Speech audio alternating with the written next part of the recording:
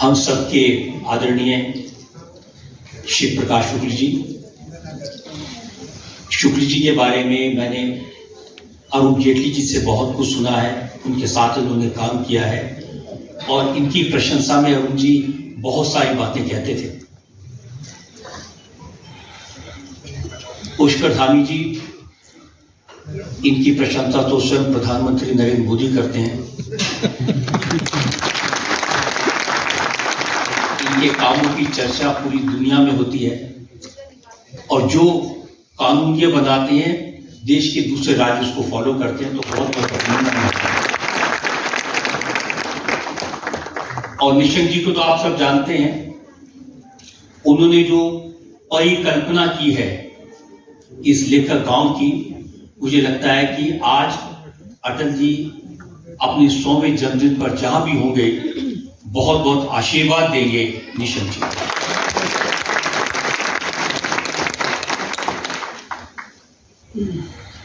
मित्रों, ये मेरा सौभाग्य है कि अटल जी को मुझे करीब से जानने का मौका मिला, लेकिन हम जितना अटल जी को जानते थे, जितना आज उनको समझते हैं, वो उससे कहीं और ऊपर थे। अटल जी के जीवन में इतने सारे विरोधाभास थे। हम समझते थे अटल जी में आसमान जैसी ऊंचाई है, तो पता चलता था अटल जी में सागर जैसी गहराई भी है। एक बार मैंने उनसे पूछा, अटल जी आप कवि हैं लेकिन राजनीति में हैं, आप कुंवारे हैं लेकिन परिवार के साथ रहते हैं,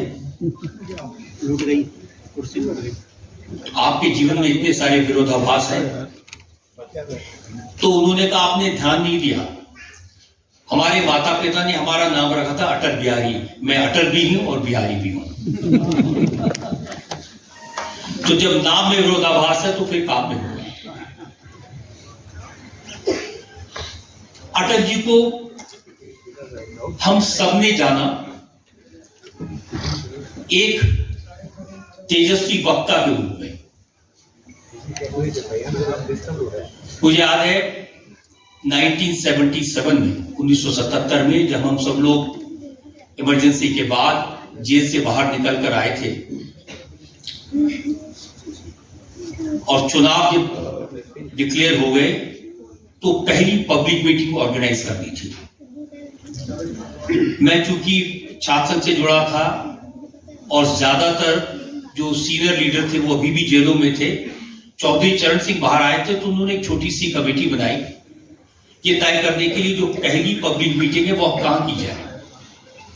तो पहले तय हुआ कि कॉन्स्टिट्यूशन क्लब के एक हॉल में करेंगे जहां 300-400 लोग आ सकेंगे। फिर लगा नहीं कुछ और ज्यादा लोग आएंगे, तो कहा कि कॉन्स्टिट्यूशन क्लब के लॉन में कर लेते हैं। अल्टीमेटली विचार करते करते पहुंच गए रामलीला मैदान। लेकिन रामलीला मैदान में यह तय किया कि सारे रामलीला मैदान में माइक्रोफोन लाउड स्पीकर नहीं लगाएंगे, क्योंकि उतने लोग आएंगे इसकी कल्पना नहीं थी। आप कल्पना कीजिए, आप बहुत सारे लोग तो शायद उस समय थे नहीं, और जो लोग उस समय थे उन्होंने वो नजारा नहीं देखा होगा। पहली पब्लिक मीटिंग रामलीला मैदान में, और उसी समय उस समय की सरकार ने दूरदर्शन पर बॉबी फिल्म लगाई ताकि लोग घर पे बैठे बॉबी देखें। उस पब्लिक मीटिंग में मोरारजी भाई थे, जयप्रकाश जी थे, लेकिन मुख्य वक्ता अटल जी थे। मैं 19 साल का नौजवान था, उस मंच पर जो ऑर्गेनाइज करने वाले लोग थे उसमें शामिल था। और आज भी जब मैं अटल जी के बारे में बात कर रहा हूं तो वो नजारा मेरी आंखों के सामने है। चारों तरफ लोगों का हुजूम था। रामलीला मैदान, उसके आसपास आसफ अली रोड, दूर दूर तक गलियां भरी हुई थी, जिधर देखो सीढ़ी से दिखाई देते थे। सारे लोग बोले, जाहिर है सबको इंतजार था अटल जी का। अटल जी खड़े हुए, वो शब्द, उनके जो पहले 4 लाइनें थी मेरे कान में आज भी गूंजती हैं। उन्होंने कहा, मुद्दतों के बाद मिले हैं दीवाने, कहने सुनने को हैं बहुत से अफसाने। मुद्दतों के बाद मिले हैं दीवाने, कहने सुनने को हैं बहुत से अफसाने। खुली हवा में जरा सांस तो ले लें, कब तलक रहेगी आजादी कौन जाने। इन पंक्तियों के बाद 10 मिनट तक वहां लोग तालियां बजाते रहे, अटल जी खड़े रहे, और फिर जो अटल जी ने पूरा भाषण दिया, मुझे ऐसा लगा जैसे कोई संगीतकार अपना ऑर्केस्ट्रा बजा रहा है। कभी लोग हंसते थे, कभी लोग रोते थे, कभी लोग जोश में नारे लगाते थे। मैं आपको एक एग्जांपल बताता हूं। अटल जी ने बात की कि कैसे लोगों को जेल में तकलीफ हुई, कैसे लोगों के टॉर्चर हुए, तो वाकई में लोगों में बहुत गुस्सा था, उदासी का वातावरण था, एकदम सब लोग खामोश हो गए। फिर उन्होंने कहा, आप चिंता मत करिए, जनता पार्टी की सरकार आएगी तो जिन बहनों के भाई जेल में हैं वो भाई वापस आ जाएंगे, आप उनकी कलाई पर राखी बांध सकेंगी। जिनों के घर उजड़ गए हम उनको नए घर देंगे, जिनकी नौकरियां चलेगी उन्हें नौकरियां देंगे, लेकिन जिनकी नसबंदी हो गई उनकी मैं कोई गारंटी नहीं देना चाहता। कभी लोग हंसते थे, कभी लोग रोते थे, कभी लोग जोश में आते थे। ऐसा मेस्मराइज करने वाला वक्ता मुझे लगता है न पिछले 100 साल में कभी हुआ, न आने वाले 100 साल में कभी हुआ।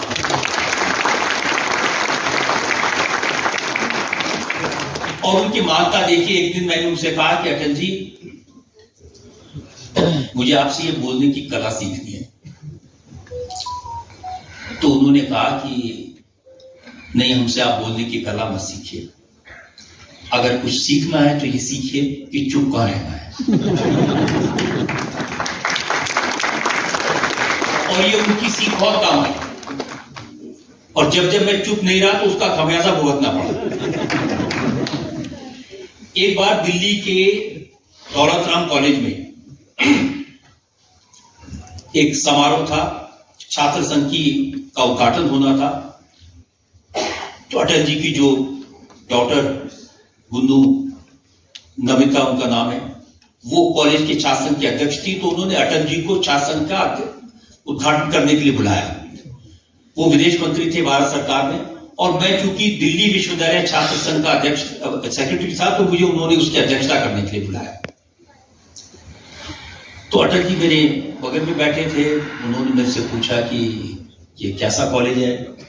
तो मैंने कहा ये बहनजियों का कॉलेज है। अच्छा, क्यों?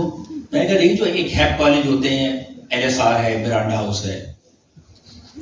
फिर उनसे पहले जब मैंने स्पीच दी तो स्पीच में मैंने कहा कि हमारे देश जो टैलेंट है वो बाहर जा रहा है, हमारे इंजीनियर बाहर जा रहे हैं, हमारे डॉक्टर बाहर जा रहे हैं, तो विदेश मंत्रालय को उसके लिए कुछ करना चाहिए। अब ये मुझे कितना महंगा पड़ा। अटल जी खड़े हुए, उन्होंने कहा, प्रिंसिपल साहिबा, भाइयों, और फिर कहा बहनों कहते हुए इस तरह हिचकिचा रहा हूं, लेकिन आपके छात्र संघ के महामंत्री कह रहे थे ये बहनजियों का कॉलेज। अब मेरा तो जान निकल गई कि वो कॉलेज, मेरे कॉलेज और वो कॉलेज बराबर में थे। उस कॉलेज में मैं काफी पॉपुलर था, और मुझे कहा ये लड़कियां मुझे अब छोड़ेगी नहीं। फिर उन्होंने कहा, ये कह रहे थे कि हमारे इंजीनियर बाहर जा रहे हैं, हमारे डॉक्टर बाहर जा रहे हैं, और मैं इनसे कहना चाहता हूं, चिंता मत करिए, देश खाली नहीं होगा, कुछ लोग उसको भरने के काम में लगे हुए हैं। ये दिखाता है कि अटल जी एक गहराई से एक यंग लोगों के बीच आकर किस तरह से अपने को बदल सकते थे। मैं कभी नहीं भूल सकता कि उनके पंडित जवाहरलाल नेहरू से बहुत सारे मतभेद थे, और अकेले जनसंघ के MP थे, पार्लियामेंट में खड़े होकर वो पंडित नेहरू को ऐसी बातें कहते थे, कई बार पंडित जी गुस्सा होते थे, कई बार हंसते थे। एक बार उन्होंने पंडित से देखा, पंडित नेहरू के बारे में सब जानते हैं कि वो शीर्षासन करते थे और शीर्षासन की उनकी तस्वीरें अखबारों में छपती थी। उस दिन उनकी तस्वीर छपी थी। उन्होंने अटल जी की पार्टी के बारे में, जनसंघ के बारे में कुछ कहा, तो अटल जी कहा कि पंडित जी, मैं जानता हूं आप शीर्षासन करते हैं, मैं जानता हूं आप सिर नीचे पैर ऊपर करते हैं, लेकिन मेरी पार्टी को उल्टा होके मत देखिए। और फिर एक वो दिन आया जब पंडित नेहरू का इंतकाल हुआ, उनकी डेथ हुई, और उस दिन, उसके 2 दिन बाद जब पार्लियामेंट असेंबल हुई, तो अटल जी ने पंडित जवाहरलाल नेहरू के बारे में जो भाषण दिया वो किसी कविता से कम नहीं था। उस भाषण के बाद लोगों की आंखों में आंसू थे। उसकी कुछ लाइनें आज सुबह मैंने नोट की थी आपको बताने के लिए। उन्होंने पंडित जी के निधन के बाद कहा, एक गीत था जो गूंगा हो गया, एक गीत था जो गूंगा हो गया। गीत था ऐसे महाभारत का जिसमें गीता की गूंज और गुलाब की गंध थी।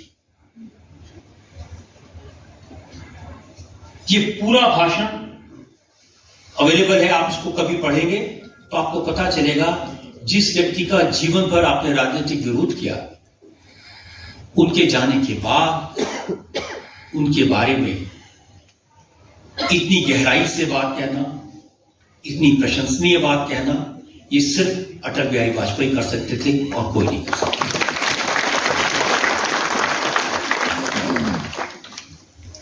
अटल जी को हम सब लोग कवि के रूप में जानते हैं, कोमल हृदय के रूप में जानते हैं।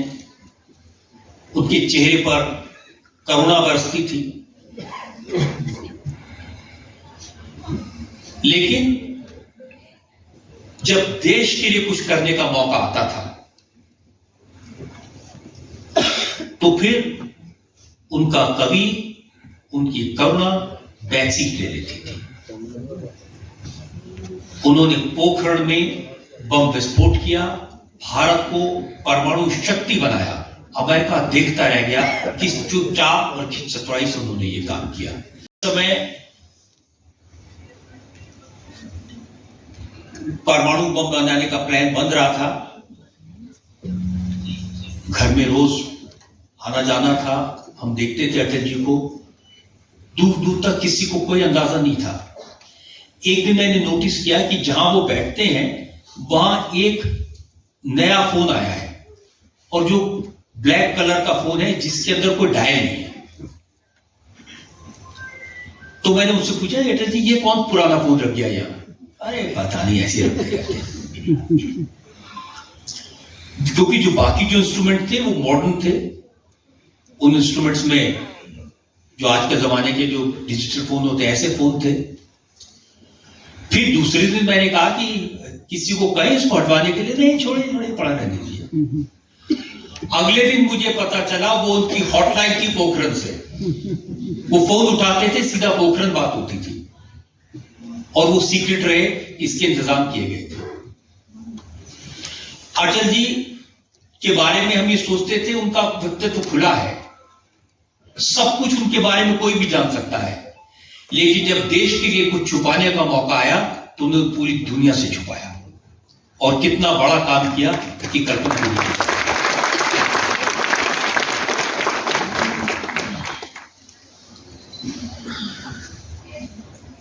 मैं अटल जी के बारे में बहुत सारी बातें आपको बता सकता हूं, बहुत सारे अनुभव आपके साथ शेयर कर सकता हूं, समय की सीमा है।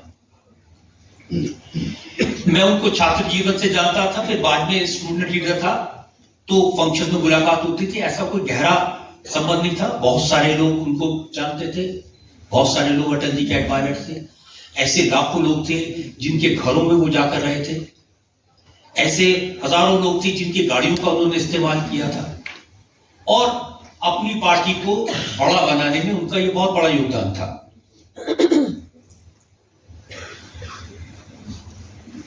जब मैं उनको आपकी अदालत के कार्यक्रम पे बुलाने गया तो मैंने गुन्नू की मदद ली थी, उनको कॉलेज से जानता था, रंजन भट्टाचार्य उनके सन्निध उनकी मदद ली थी, उनको जानता था। लेकिन जब मैं जाता था वो टाल देते, अरे साहब आप छोड़िए। तो एक दिन मैं बहुत सारी चिट्ठियां लेके गया। मैंने कहा देखिए अटल जी, इतने हजारों चिट्ठियां आई हैं जो मुझे कह रही है कि अटल बिहारी वाजपेयी को आपकी अदालत में बुलाइए। मैंने कहा साहब आप जिसके पास जाते हैं उसकी चिट्ठियां ले जाते हैं। बड़ी मुश्किल से अटल जी तैयार हुए। वो कार्यक्रम इतना बड़ा हिट हुआ क्योंकि अटल जी के अंदर वाक्पटुता थी, किसी भी सवाल को जवाब देने की क्षमता थी। और जब वो कार्यक्रम हुआ उस दिन मैं बहुत डरा हुआ था क्योंकि मुझे लगा कि मैं दुनिया के बेस्ट ओरेटर के सामने सवाल पूछने जा रहा हूं। और उन्होंने जो जवाब दिए, बहुत सारे लोगों ने वो कार्यक्रम को देखा होगा, एक दो मैं उसका आपको जिक्र करना चाहता हूं। उस समय गुजरात में बीजेपी के लीडर शंकर सिंह वाघेला एमएलए को एक हवाई जहाज में भर के खजुराहो ले गए थे। तो ये आमतौर पे बीजेपी की परंपरा नहीं थी, ऐसा नहीं होता था।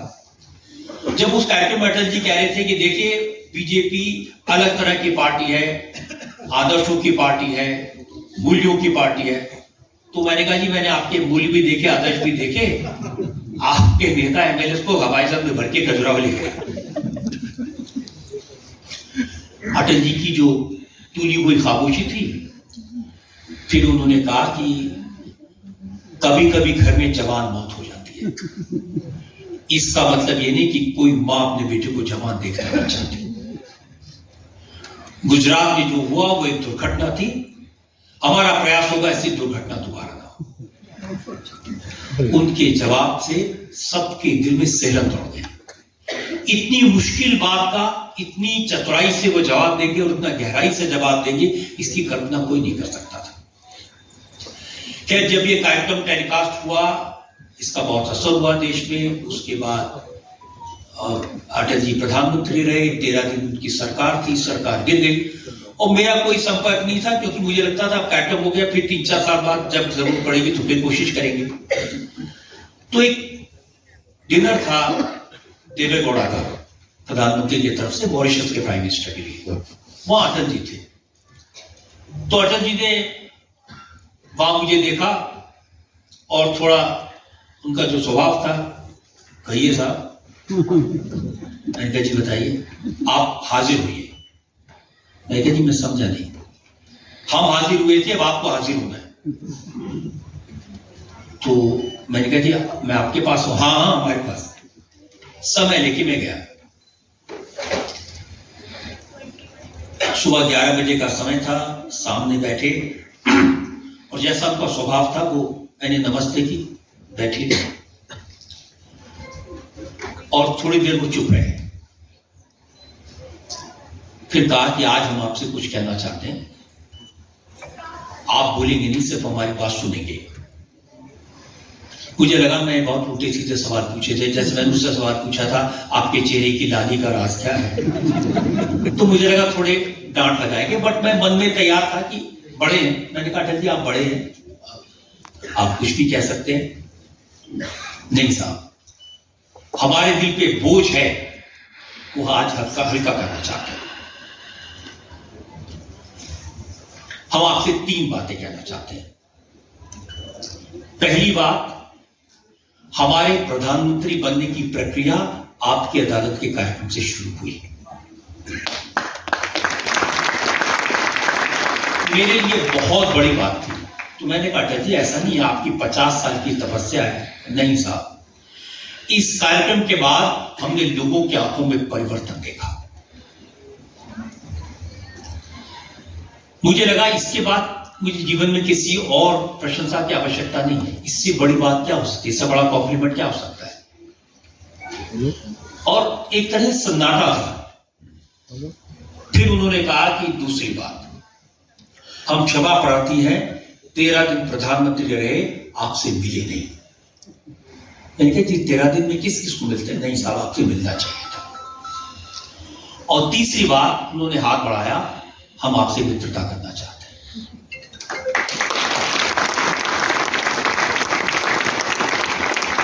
मुझे लगा उनको ये तीनों बातें कहने की कोई आवश्यकता नहीं थी।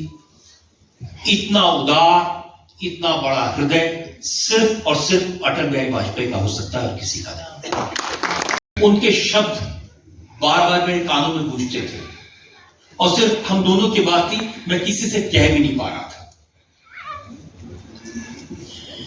मैंने पहली बार ये बात 2014 में शेयर की, क्योंकि 2014 में जब मोदी जी को प्रधानमंत्री पद का उम्मीदवार डिक्लेयर कर दिया गया, मैं कोशिश कर रहा था उन्हें आपके अदालत में बुलाने के लिए। मैं बार बार फोन करता था, टाइम तय नहीं हो पा रहा था, तो मैं अहमदाबाद गया। तो मोदी जी ने कहा कि भाई ठीक है, प्रधानमंत्री बनना है, आपके अदालत के कार्यक्रम में तो आना ही पड़ेगा। तो मैंने कहा जी पड़ेगा तो आपकी डिक्शनरी में है नहीं, आपको जो उनका स्वभाव है कोई उनसे नहीं कह सकता। तब उन्होंने कहा कि नहीं साहब, एक बार मैं और टीवीएस शनॉय मलयालम मनोरमा के चीफ ऑफ ब्यूरो थे, दिल्ली के बड़े पत्रकार थे। तो उन्होंने कहा मैं एक बार टीवीएस शनॉय और मैं अटल जी के पास बैठे थे और अटल जी ने कहा था हमारे प्रधानमंत्री बनने की प्रक्रिया आपकी अदालत के कार्यक्रम से शुरू हुई। तो अटल जी जाते जाते भी मुझे ये उपहार दे गए कि उनकी वजह से मोदी जी उस समय उस कार्यक्रम में आए।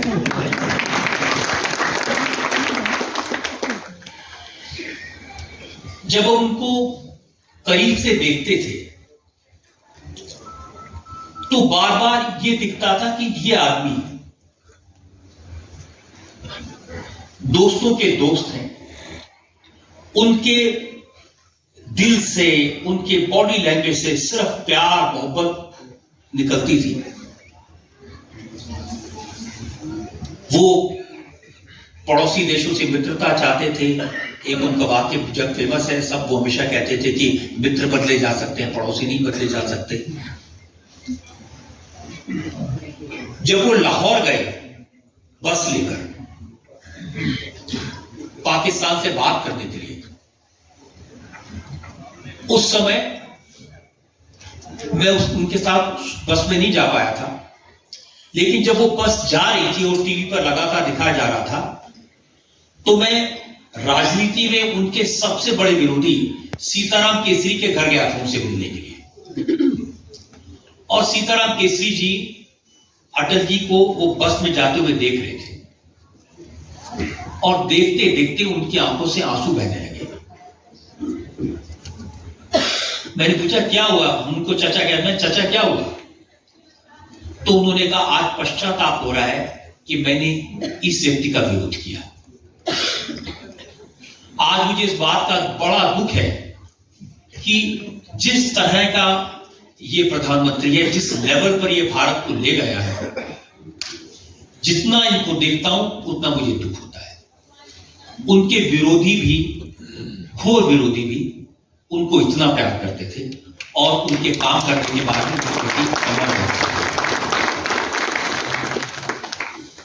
अटल जी चाहते थे भारत और पाकिस्तान की दोस्ती हो जाए, रास्ते खुल जाएं और डिफेंस पर इतना जो खर्चा होता है वो खत्म हो जाए, दोनों देशों में करेंसी एक हो जाए, और इसका प्रयास उन्होंने किया था। लेकिन जब पाकिस्तान ने दोस्ती के प्रस्ताव को स्वीकार नहीं किया, जब कारगिल पर हमला किया, तो वही अटल जी जिन्होंने दोस्ती निभाई थी, दुश्मनी का पूरा पूरा हिसाब छुपाया। उनके नेतृत्व में कारगिल में पाकिस्तान को मुंह तोड़ जवाब दिया। जब आवश्यकता पड़ी तो उन्होंने एक रौद्र रूप भी धारण किया। ये उनकी पर्सनैलिटी का कॉन्ट्रडिक्शन था, ये उनके नाम का कॉन्ट्रडिक्शन था, ये उनके जीवन का कॉन्ट्रडिक्शन था, जो हर जगह रिफ्लेक्ट होता था। महर्षि वाल्मीकि ने रामायण में भगवान राम का वर्णन करते हुए लिखा है कि वो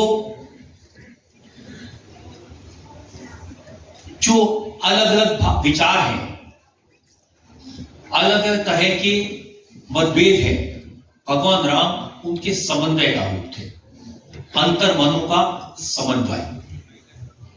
मुझे लगता है कि महर्षि वाल्मीकि आज होते तो अटल जी के बारे में भी यही कहते।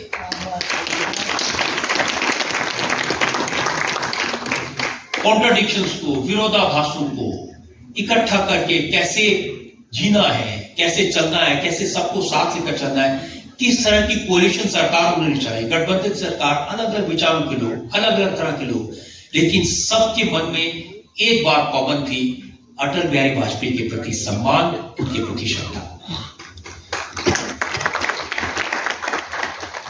मैं आपको उनकी उदारता का उदाहरण बताता हूं। आमतौर पर वो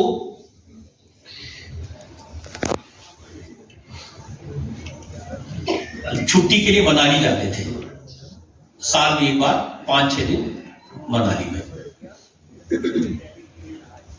और मेरा ये सौभाग्य था कि मैं उन 5-6 दिन उनके साथ रहता था, मैं, मेरी पत्नी, बच्चे, परिवार के लोग, सिर्फ हम लोग वहां रहते थे। और मेरा लालच ये था कि उनसे इस समय में सीखने को मिलता था, सवाल पूछने को मिलता था। एक घटना है जो आपके साथ में शेयर करना चाहता हूं। नॉर्मली ये था कि शाम को हम लोग टहलते थे, तो एक दिन मैंने कहा कि आज अटल जी मैं शाम को नहीं होऊंगा वॉक के लिए। क्यों? तो मैंने कहा मैं किसी को मिलने जा रहा हूं। किसे मिलने जा रहे हैं? तो मैंने कहा ऋषिकेश मुखर्जी यहां अपनी फिल्म की शूटिंग कर रहे हैं, उनकी फिल्म थी झूठ बोले कौवा काटे, तो वो वहां आए हुए हैं और मेरा उनसे बड़ा आत्मीय संबंध है, तो मैं उनसे मिलने जा रहा हूं। मैंने कहा हम भी चलेंगे। मैंने कहा आप प्रधानमंत्री हैं, पहले बात तो कर ले। मैंने कहा नहीं साहब, हमने आशीर्वाद देखी है, उन्होंने उनकी 10 फिल्मों के नाम गिरा दिए, हम उनके प्रशंसक हैं। तो मैंने कहा मैं दादा से बात करूंगा, फिर से चलेंगे, वो तो हैं यहाँ कई दिन। अच्छा, मैं ऋषिकेश मुखर्जी के पास गया, तो हमने जो बातें करनी थी इधर उधर दोस्ती की गप मार दिया। फिर मैंने उनको कहा कि प्रधानमंत्री जी यहाँ हैं। तो दादा का तो एकदम चेहरा खिला। अच्छा, मैंने कहा वो आपसे मिलना चाहते हैं।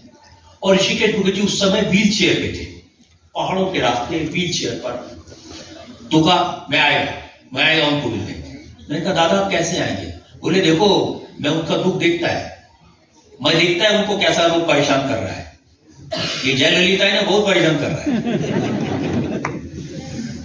फिर उन्होंने कहा कि काश मेरे मन में शिव जैसी शक्ति होती मेरे बाहों में, मैं अटल जी को बाहों में भर लेता, सारा विश्व वमन कर लेता और सारा अमृत अटल जी को।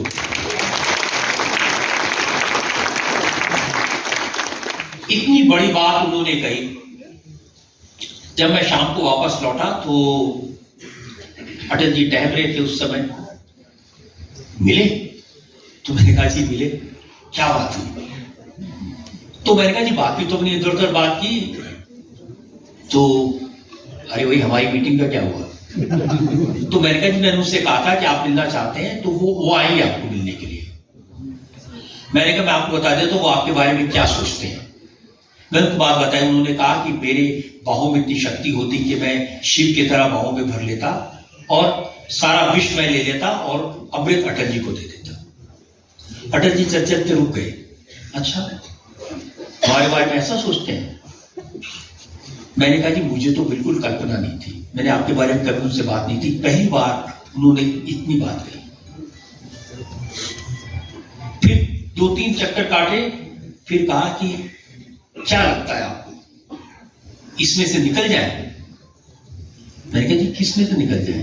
इसमें से। किसमें से निकल जाए? प्रधानमंत्री पद में से। तो मैंने कहा ये बात कहां से आ गई जी? कहा कि जब तक ऋषिकेश जैसे लोगों को लगता है कि हम अच्छे आदमी है तब तक ठीक है, काजल की कोठरी है पता नहीं कब दाग लग जाए।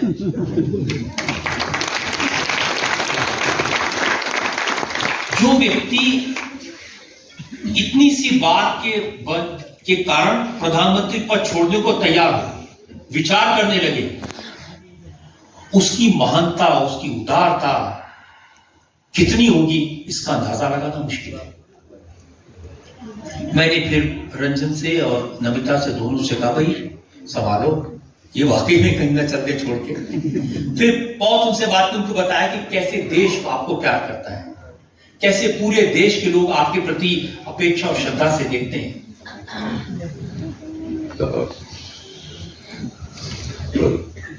दुनिया भर में रहने वाले भारतीयों के मन में सम्मान की भावना पैदा करना जो आज मोदी जी कर रहे हैं, ये अटल जी की परिकल्पना थी। और इस देश के लिए इससे बड़ा सौभाग्य क्या हो सकता है कि आज अटल जी के 100वें जन्मदिन पर हम इस बात पर गौरव महसूस करें कि अटल जी ने जो सपने देखे थे उनको नरेंद्र मोदी पूरा कर रहे हैं।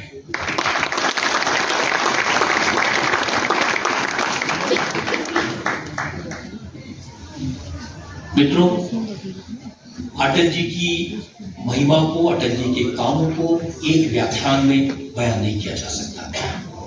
अनादि अछेद अभेद सुवेद बतावे, ताही अहीर की चोगरियां छचिया भरी चाहते नाच नचावे। ये बात अटल जी पर पूरी तरह लागू होती है। ज्ञान का भंडार थे, मार्गदर्शक थे, लेकिन बच्चों के साथ बच्चे थे, सरल हृदय था, मासूमियत थी। इसीलिए आज अटल बिहारी वाजपेयी को इतने प्यार से हम लोग उनके 100वें जन्मदिन पर याद कर रहे हैं। का भाव क्या था? उन्होंने कहा था, सरकारें आएंगी जाएंगी, पार्टियां बनेंगी बिगड़ेंगी, पर यह देश रहना चाहिए।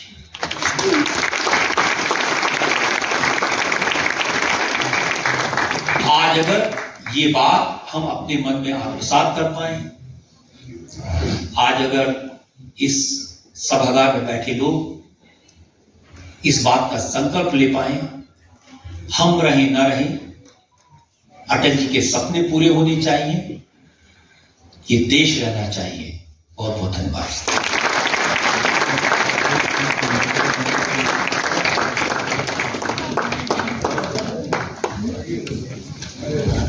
भारत रत्न अटल बिहारी वाजपेयी जी की प्रथम व्याख्यान माला की इससे बेहतर शुरुआत नहीं हो सकती थी। हमें चुप रहना आना चाहिए और मैं आपसे दोस्ती करना चाहता हूं। अगर ये बात किसी को अटल बिहारी वाजपेयी जी कहते हैं तो क्या बात हो सकती है। बहुत बहुत धन्यवाद रजत शर्मा सर, आपने इस व्याख्यान माला में हम सब सम्मान बढ़ाया। और अब बिना देर किए मैं आज के कार्यक्रम के अति विशिष्ट अतिथि माननीय मुख्यमंत्री